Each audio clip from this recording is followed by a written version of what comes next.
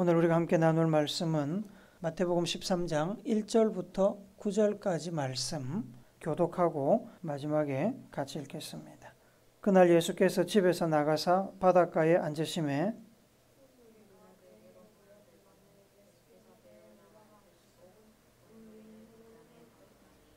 예수께서 비유로 여러 가지를 그들에게 말씀하여 이르시되 씨를 뿌리는 자가 뿌리러 나가서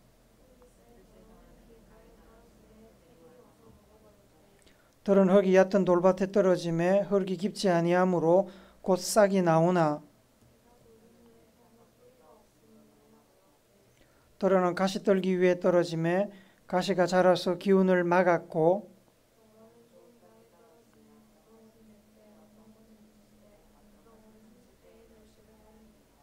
같이 읽습니다. 귀 있는 자는 들으라 하시니라. 아멘. 2016년 1월 달에 대학생 A는 서울 노원구 월계동에 있는 한 골목길에서 지나가던 차에 발이 밟히는 사고를 당했습니다. 2011년 서울의 한 대학 캠퍼스 안에서 B양이 교내 셔틀버스에 치여서 죽었습니다. 최근에 중국에 길을 걷던 어떤 여성이 강에 빠져 목숨을 잃었습니다. 이 세 사건에는 공통점이 하나 있습니다. 사고를 당했을 때 그들은 모두 다 핸드폰을 열심히 보면서 걷고 있었다고 합니다.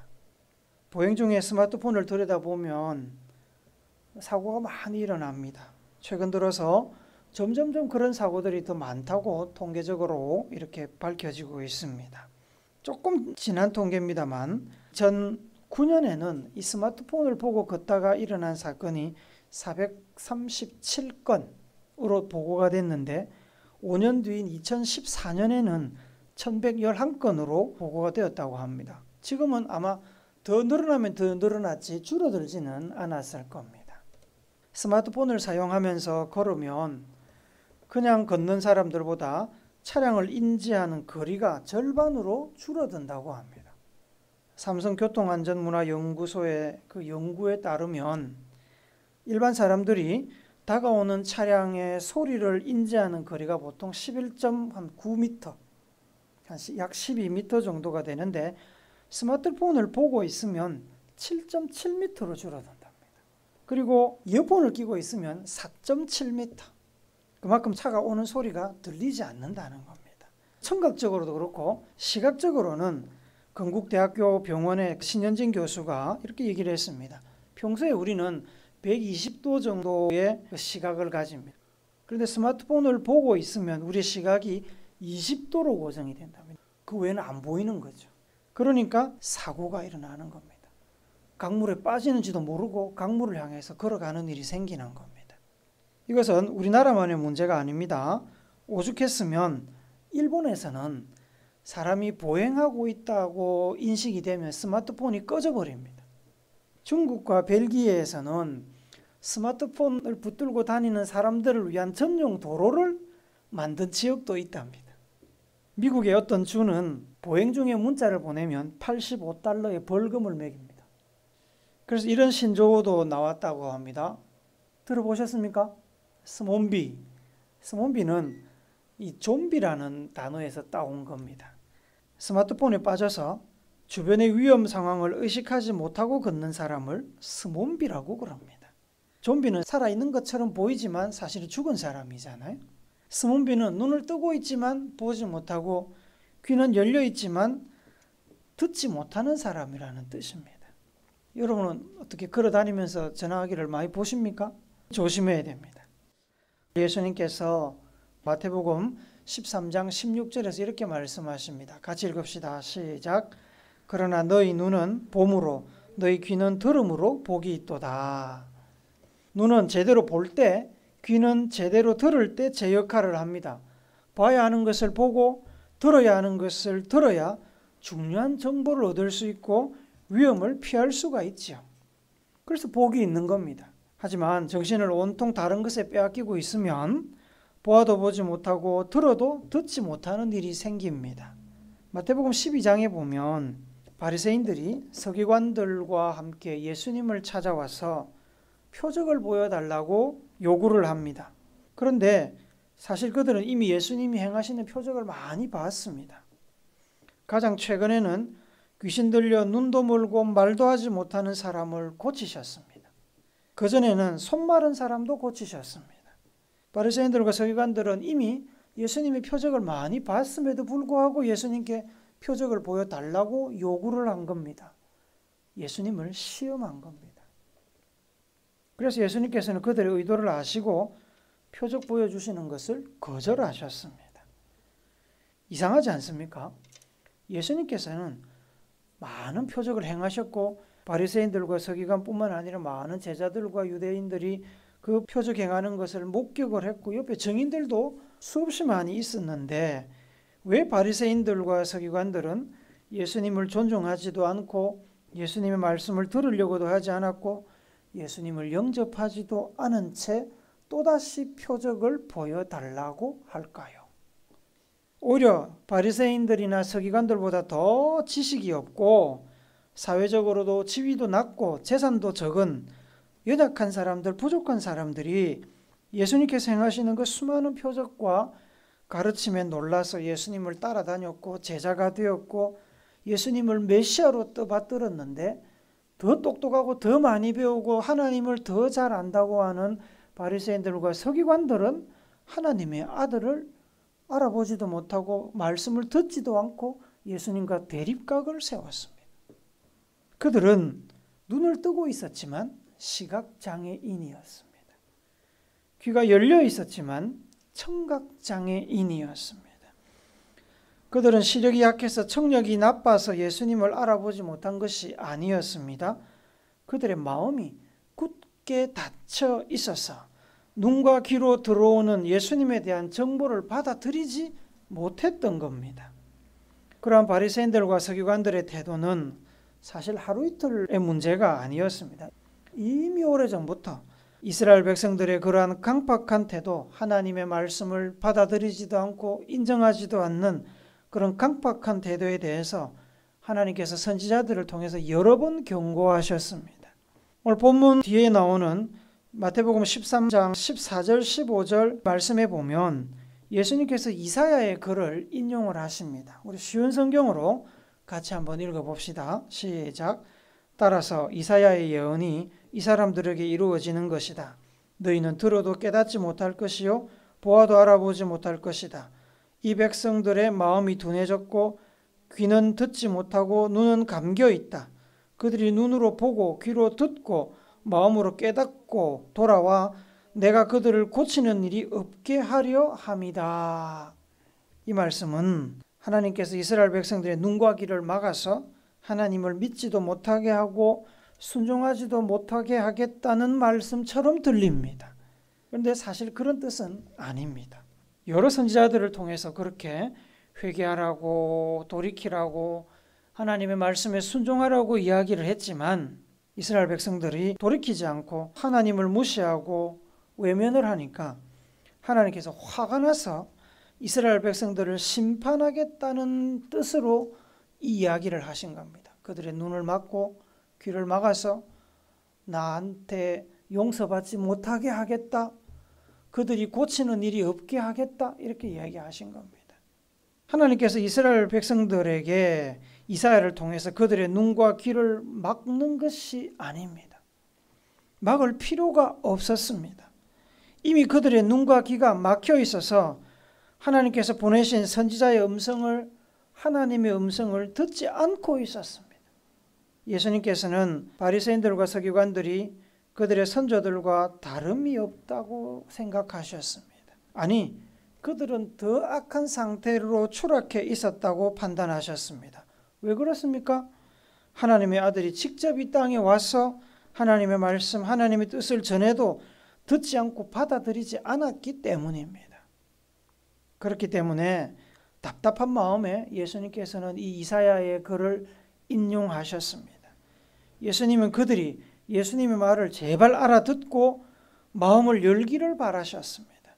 그래서 비유를 말씀하시면서 9절 말씀에 보면 귀 있는 자는 들으라 라고 말씀을 하시는 겁니다. 이것은 귀 있는 사람 듣고 없는 사람은 말라는 뜻이 아니라 너희들 다 귀 있잖아. 그러니 제발 내 말을 좀 듣고 내 이야기를 좀 받아들이라고 그들을 초청하시는 겁니다. 예수님의 마음이 그렇다면 예수님께서는 왜 비유를 사용하셨을까요? 그냥 평범한 말로, 쉬운 말로 설명을 해주시면 알아듣기 쉬울 텐데 굳이 비유를 사용하셔서 어떤 사람들은 못 알아듣게 하셨을까요? 제자들이 이러한 의문을 품었습니다. 그래서 왜 비유를 사용하시냐고, 왜 비유로 이야기하시냐고 예수님께 질문을 했습니다. 그 질문에 대한 대답이 우리가 오늘 읽지 않았지만 11절부터 17절까지 나옵니다. 11절, 12절 말씀 우리 같이 한번 읽어봅니다. 시작. 대답하여 이르시되 천국의 비밀을 아는 것이 너희에게는 허락되었으나 그들에게는 아니 되었나니 무릇 있는 자는 받아 넉넉하게 되되 없는 자는 그 있는 것도 빼앗기리라. 우선 예수님께서는 오늘 우리가 읽은 이 씨 뿌리는 비유가 천국의 비밀을 알려주는 비유다라고 말씀을 하십니다. 마태복음 13장에 여러 가지 비유가 많이 나옵니다.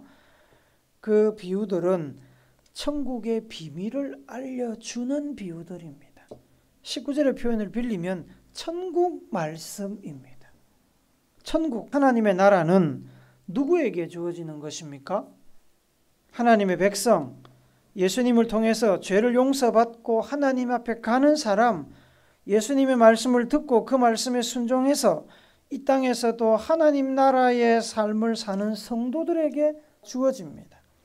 그러므로 하나님 나라에 들어갈 수 없는 사람, 하나님의 말씀과 뜻을 사모하지도 않고 받아들이지도 않고 따르지도 않는 사람에게는 천국이 허락되지 않습니다. 천국이 허락되지 않는 사람에게 천국의 비밀을 알려주는 것은 아무런 의미가 없습니다. 미국에 갈 일이 없는데 미국 LA에 헐리우드 언덕, 헐리우드 간판 있잖아요.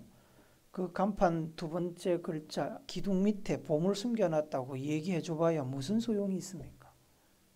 말 그대로 그림의 떡입니다.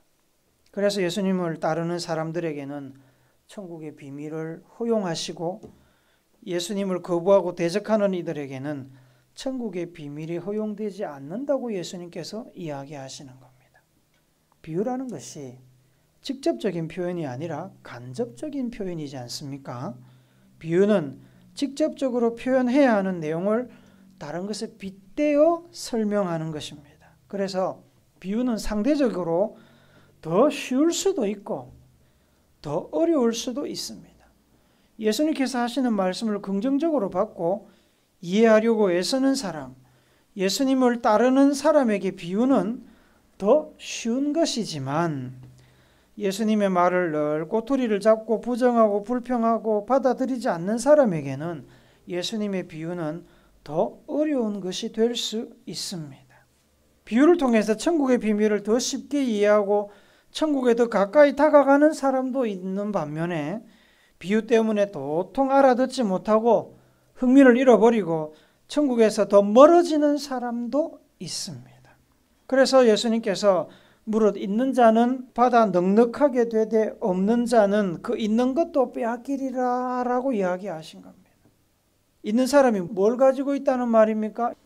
있는 사람은 예수님께서 제시하시는 천국에 대한 믿음과 소망을 가지고 있다는 말입니다. 그들은 아직 명확하지 않아도 어렴풋하더라도 예수님의 말씀을 듣고 이해하고 천국에 대한 소망을 가지고 더 잘 이해하려고 열심을 내는 사람들입니다. 그런 사람들은 비유를 통해서 더 명확하게 천국에 대한 믿음을 갖게 되고 소망을 갖게 됩니다. 없는 사람은 그 반대겠죠. 공부도 똑같습니다. 하려고 하는 사람한테 조금만 팁을 주면 더 열심히 잘하게 되는데 공부할 의지가 없는 사람한테는 팁 얘기해봐야 아무 소용이 없습니다.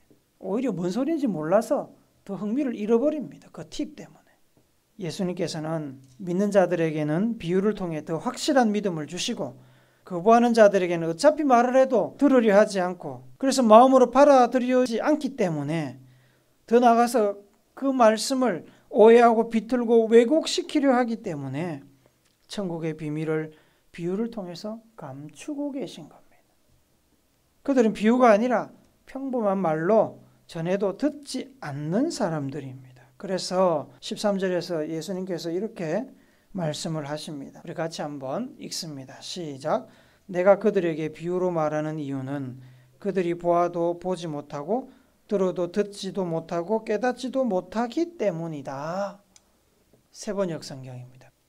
한 가지 우리가 기억해야 될 것이 있습니다. 비유라는 것이 일반적으로 더 어렵게 내용을 전달하는 방법이 아닙니다. 비유는 더 쉽게, 더 이해가 빠르게 전달하기 위해서 사용하는 겁니다.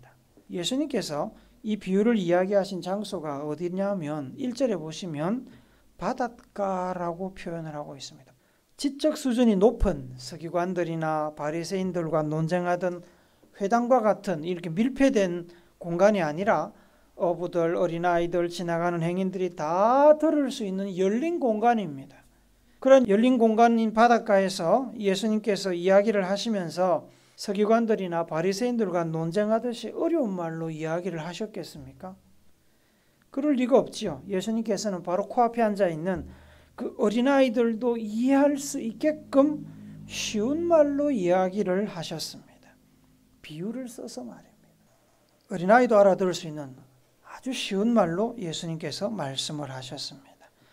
예수님께서 비유를 말씀하신 것은 사실 누구나 알아들으라고 하신 얘기입니다. 어린아이부터 어른들에까지, 무식한 사람부터 유식한 사람까지, 젊은 사람부터 노인까지 누구나 알아들으라고 하신 얘기입니다. 천국의 비밀을 누구나 알아들으라고 비유로 말씀하셨습니다. 사람을 이해시키는데 가장 좋은 것이 비유라고 예수님께서 판단을 하셨습니다. 만약에 예수님께서 2022년도에 이 땅에 오신다면 아마 예수님께서는 비유로 말씀하시지 않고 유튜브 동영상을 통해서 말씀을 하실 겁니다. 알아듣기 쉽게 동영상으로. 하나님께서는 이 땅의 모든 사람이 구원받기를 원하십니다. 한 사람도 예외가 없습니다. 저 러시아의 푸틴도 구원받기를 원하시는 하나님이십니다. 예수님도 마찬가지입니다. 예수님은 이 땅의 모든 사람들이 천국의 비밀을 알고 천국에 들어가기를 원하시는 분입니다. 그래서 비유를 사용하셨습니다. 어린 아이도 알아들을 수 있게끔, 유식한 사람은 더 잘 알아들을 수 있게끔. 마태복음 13장 34절 35절에 보면 예수님께서 비유를 사용하시는 그 마음을 설명을 하고 있습니다. 우리 같이 읽어봅시다. 시작. 예수께서 이 모든 것을 무리에게 비유로 말씀하시고 비유가 아니면 아무것도 말씀하지 않으셨으니 이는 선지자를 통하여 말씀하신 바 내가 입을 열어 비유로 말하고 창세부터 감추인 것들을 드러내리라 함을 이루려 하심이라. 예수님께서는 가르치기에 가장 효과적인 비유를 늘 애용을 하셨습니다. 감추어진 것을 드러내기 위해서 비유를 쓰신다고 이야기하십니다. 숨기기 위해서 쓰는 것이 아닙니다. 그렇기 때문에 예수님께서 비유를 통해 어떤 이들에게는 천국의 비밀을 감추셨다고 이야기하지만 실제로는 그들도 알아들을 수 있게끔 가장 쉽게, 가장 이해하기 좋게 비유를 통해서 천국의 비밀을 전달하셨습니다. 그런데 왜 못 알아듣습니까? 어린아이도 알아들을 수 있는 쉬운 비유로 전달을 하셨는데 왜 못 알아들을까요? 마음을 닫고 있었기 때문에 그렇습니다. 듣는 사람이 마음을 닫고 이해하려고 받아들이려고 하지 않기 때문에 들리지 않는 겁니다. 그들에게는 그래서 천국의 비밀이 말 그대로 비밀이 되어버렸습니다. 예수님께서 마태복음 13장에서 가장 먼저 이야기하신 것은 우리가 오늘 읽었던 씨 뿌리는 비유입니다. 예수님께서 전달하시는 천국의 비밀 혹은 비유, 하나님의 말씀과 뜻이 모든 사람들에게 차별 없이 주어지지만 받아들이는 사람들에 따라서 결과가 완전히 달라지는 것을 이야기하십니다. 농부는 자신이 뿌리는 씨가 모두 잘 자라기를 바라면서 씨를 뿌립니다. 당연하지요. 자라지 않을 것을 기대하면서 씨를 뿌리는 농부는 한 사람도 없습니다. 좋은 씨를 골고루 뿌립니다. 그러나 씨를 받는 땅의 상태에 따라서 그 씨는 뿌리를 내리기도 하고 열매를 맺기도 하고 뿌리를 내리지 못하고 말라 죽기도 합니다. 이 비유에 대한 예수님의 직접적인 해석이 뒤에 18절부터 23절까지 나옵니다. 목사의 말보다 예수님이 직접 해석을 하셨으니까 그게 훨씬 정확할 거라고 생각이 됩니다. 농부가 똑같은 씨를 정성껏 길가에 노출된 땅에, 흙이 얕고 돌이 많은 땅에, 가시떨기 나무가 뒤덮인 땅에, 좋은 흙이 있는 땅에 뿌렸습니다. 길가에 노출된 땅에 뿌려진 씨는 새가 와서 먹어버린다고 하셨습니다. 이 말의 의미는 뭐냐면 19절에 나옵니다. 시작. 아무나 천국 말씀을 듣고 깨닫지 못할 때는 악한 자가 와서 그 마음에 뿌려진 것을 빼앗나니 이는 곧 길가에 뿌려진 자요.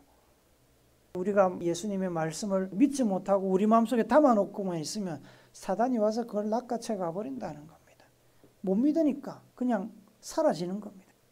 그리고 흙이 얕은 돌만 가득한 땅에 뿌려진 씨는 싹이 나오지만 흙이 얕다 보니까 곧 말라버린다고 하셨습니다. 이 말씀의 의미가 20절, 21절입니다. 시작. 돌밭에 뿌려졌다는 것은 말씀을 듣고 즉시 기쁨으로 받되 그 속에 뿌리가 없어 잠시 견디다가 말씀으로 말미암아 환난이나 박해가 일어날 때에는 곧 넘어지는 자요. 이런 뜻입니다. 또 가시떨기 나무가 뒤덮여 있는 땅에 뿌려진 씨는 조금 자라다가 그 가시에 찔려가지고 더는 자라지 못하고 썩어버립니다. 이 말씀의 의미는 22절입니다. 시작. 가시떨기에 뿌려졌다는 것은 말씀을 들으나 세상의 염려와 재물의 유혹에 말씀이 막혀 결실하지 못하는 자다. 마지막으로 좋은 땅에 뿌려진 씨는 잘 자라서 100배, 60배, 30배 결실을 보았다고 하셨습니다. 이 말씀의 의미는 23절입니다. 같이 읽어봅시다. 좋은 땅에 뿌려졌다는 것은 말씀을 듣고 깨닫는 자니 결실하여 어떤 것은 100배, 어떤 것은 60배, 어떤 것은 30배가 되느니라 하시더라. 예수님이 이 비유를 통해서 무슨 이야기를 하시려고 합니까? 모든 사람에게 동일한 복음과 천국을 예수님께서는 제시하십니다. 누구나 똑같은 말씀을 받습니다. 농부가 좋은 씨를 차별 없이 골고루 뿌리는 것처럼. 그러나 복음과 천국이 모든 사람에게 똑같이 받아들여지는 것은 아닙니다. 예수님께서, 하나님께서 사람을 가려가며 복음을 주시고 가려가며 천국에 초대하시는 것은 아닙니다. 공평하신 하나님, 의로우신 하나님, 사랑의 왕이 되신 하나님은 동일하게 사랑하시고 동일하게 초청하시고 말씀을 주십니다. 그것을 받아들이는 사람의 태도가 다를 뿐이고 그 다른 태도로 인해서 결과도 달라질 뿐입니다. 어떤 사람은 복음과 천국을 100% 받아들여서 더 풍성한 열매를 이 땅에서도 맺기도 하고, 어떤 사람들은 처음에는 잘 받아들이는 듯 하더니 도중에 실패해서 넘어지고, 어떤 사람들은 사탄의 유혹에 넘어져서 복음과 천국의 등을 돌리기도 하고, 어떤 사람은 처음부터 거부합니다. 사랑하는 우물교회 성도 여러분, 여러분 어떤 마음의 밭을 가지고 계십니까? 비유를 통해서 예수님께서는 최선을 다해 우리에게 천국의 비밀, 신앙의 비밀, 인생의 비밀, 축복의 비밀, 말씀의 비밀을 쉽게 할 수 있는 대로 쉽게 우리에게 전달하고 계시는데, 여러분의 마음은 활짝 열려 그 말씀을 받고 있습니까? 아니면 간보다가 계산하다가 멀리합니까? 혹은 아예 처음부터 밀어내고 걷어차고 있습니까? 오늘 본문이 주는 천국의 비밀은 뭡니까? 천국은 받아들이는 사람한테만 주어집니다. 천국은 침노하는 이들의 것이라고 말씀했죠. 천국을 얻기 위하여 구하는 이들에게 천국은 개방됩니다. 어떠한 강요나 불공평도 없습니다. 예수님께서 바리새인들과 서기관들을 왕따시킨 것이 아닙니다. 예수님과 말씀, 하나님의 뜻을 거부함으로 그들 스스로 하나님으로부터, 천국으로부터 자기들을 왕따시켰습니다. 자기 스스로 자기를 왕따시킨 겁니다. 하나님은 여러분들을 사랑하시고 여러분들이 천국을 인정하고 천국 소망 가지고 살기를 바라십니다. 전쟁의 소식, 경제가 어렵다는 소식, 사회가 혼란스럽고 윤리와 도덕이 땅에 떨어지고 교회가 망하고 있다는 소식, 온갖 흉흉한 소식들이 우리를 힘들게 하고 미래에 대해서 불안감을 가지게 만듭니다. 이런 때에 흔들림 없이 천국을 소망하며 믿음으로 이 땅에서 천국의 삶을 살아가는 그런 여러분과 또 제가 되기를 예수님의 이름으로 축복합니다. 아멘.